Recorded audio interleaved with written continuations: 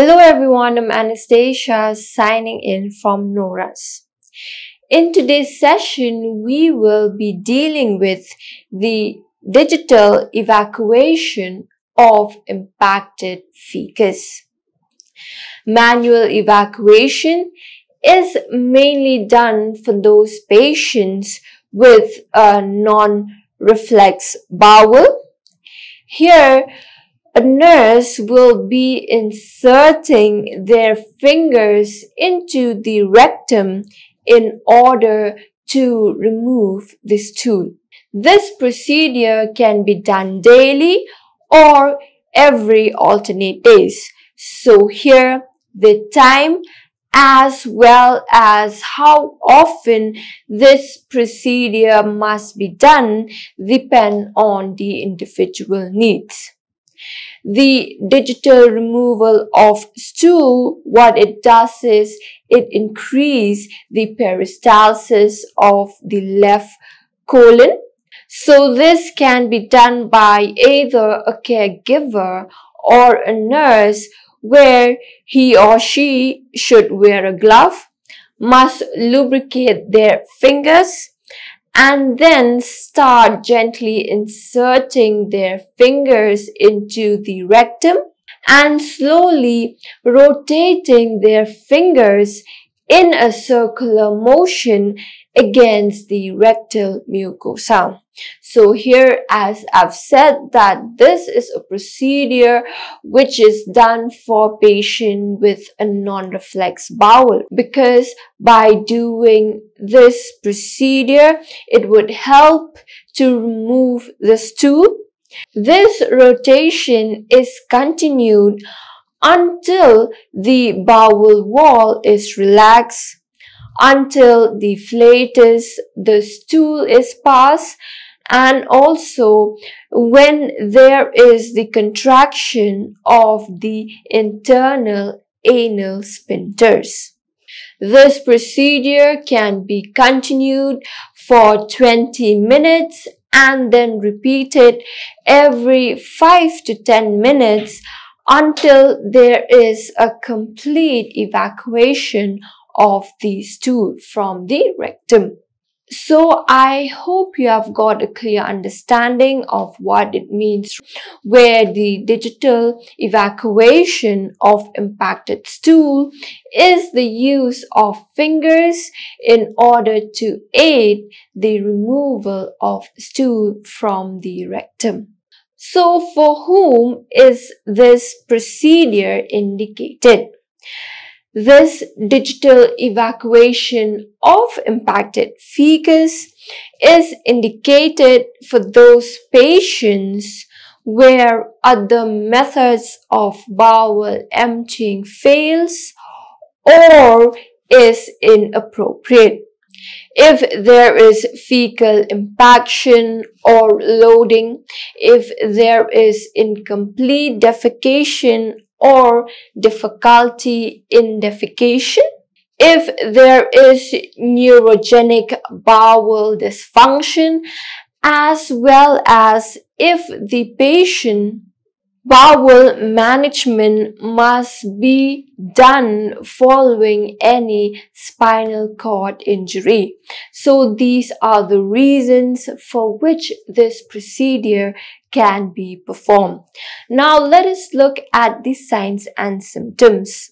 So if a patient is having impacted fecus, he or she would complain of the inability to have a bowel movement despite of having a repeated urge to defecate.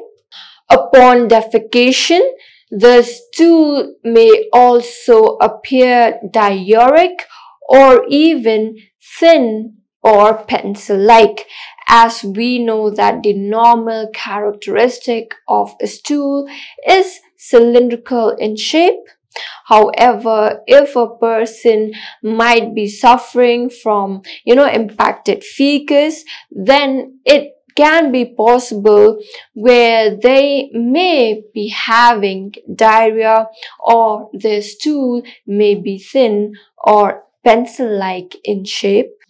There may be presence of abdominal pain, presence of bloating or swollen or a hard abdomen. He or she may be anorexic, where they will be having lack of appetite. There may be presence of nausea, vomiting, general malaise, and even presence of hard stool in the rectum. So here, if the patient is having such complaint, then it can denote that he or she has been having an impacted fecus. So once this condition is confirmed, we can then start with the procedure.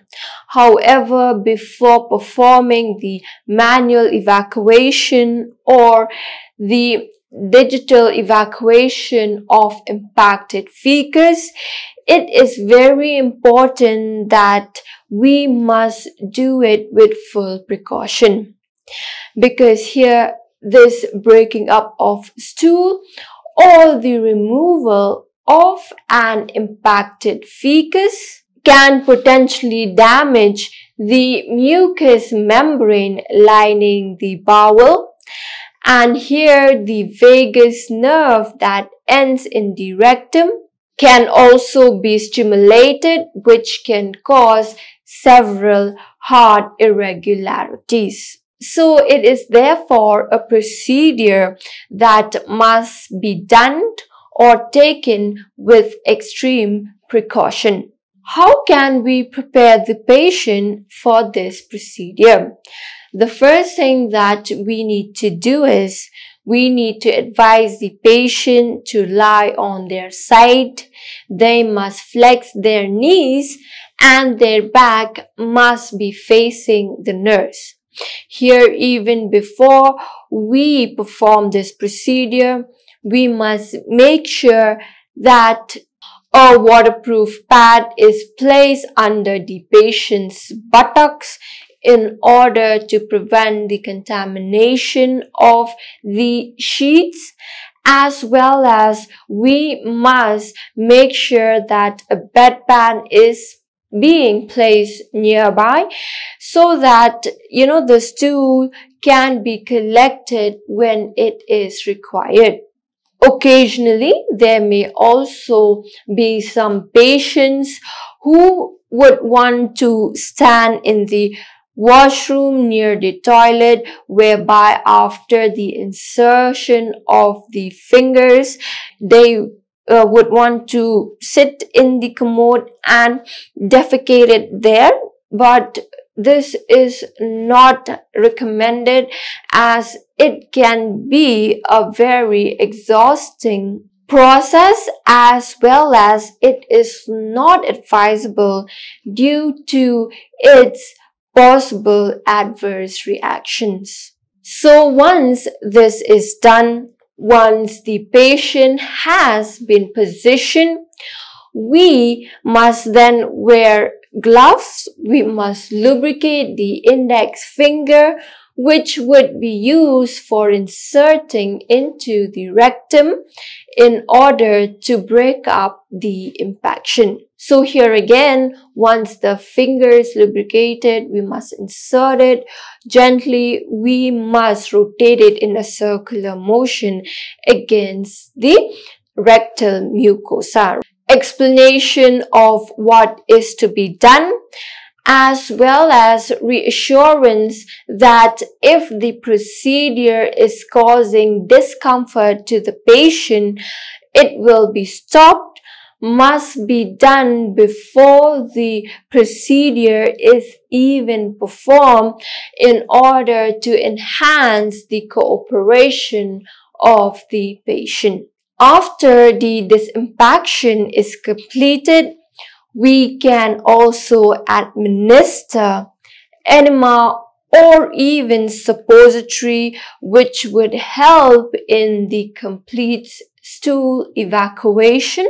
The most important aspect of care is the prevention of the reoccurrence of problems with elimination. While performing this procedure, as I've said, we must do it with extreme caution because this can also lead to certain complications such as vagus nerve stimulation, which can cause cardiac irregularities with a possible fainting or even weakness. So here we must be very careful while performing the procedure.